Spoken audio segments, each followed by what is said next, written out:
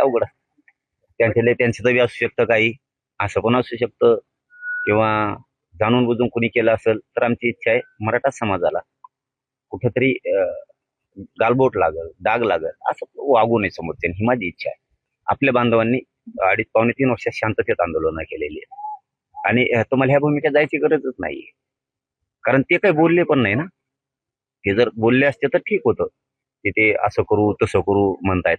ते काही बोललेच नाही तर तुम्ही कसं काय म्हणताय? हा सुद्धा प्रश्न आहे ना. कोण धमकी देणार आहे किंवा कोण आहे काय काहीच माहित नाहीये मला नाव. परत ते नाव आल्यावर त्यांनी असं राहतं की चळवळीत 6 कोटी मराठा आहे. परंतु डोक्यातले विचार कोणचे काय माहित नाही. पण हल्ल्याचं किंवा धमकीचं समर्थन होऊ शकत नाही.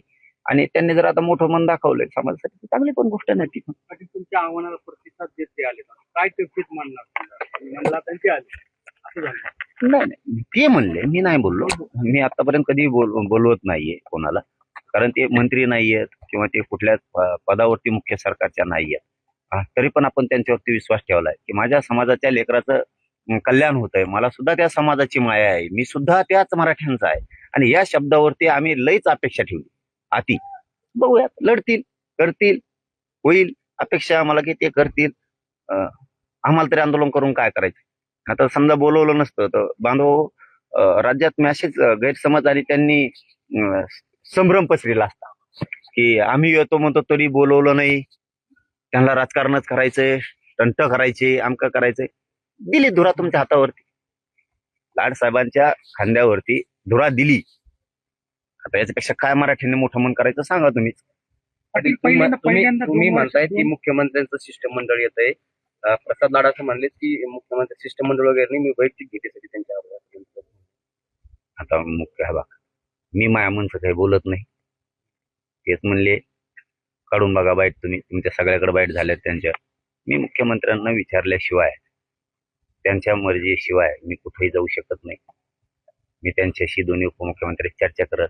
मग जो माणूस आता मुख्यमंत्र्यांशी चर्चा करून आला ते मुख्यमंत्री शिष्टमंडळ नाही म्हणायचं तर कोणाचं म्हणायचं सांगा भाऊ तुम्ही. आता तुम्ही सगळं उकळून पेलेलं आहे भाऊ राज्य. तुम्ही काय सोपे नाही तर सगळे पत्रकार. तुम्ही आता चांगल्याला मुंडीवर टाकेले. काय होतो त्याचा अर्थ आम्हाला गरीब माणसाला समजून सांगावं, गरीब मराठ्याला. मुख्यमंत्र्यांशी चर्चा केली तेव्हा चालेल. आणि त्याला काय होतं, एकाच असं नाही दोघाच असतो. मुख्यमंत्र्याचा माणूस आला म्हणजे मुख्यमंत्र्याचं शिष्टमंडळ झालं. आणि काय भ्यायचंय, आपली जर मुख्यमंत्र्यावर इतकी माया आहे, मराठ्यावर इतकी माया आहे तर काय भ्यायचं. हो मुख्यमंत्र्याचं शिष्टमंडळ काय त्यात वाईट आहे. बरं नाही तर नाही, कॅन्सल काय त्याला एवढं.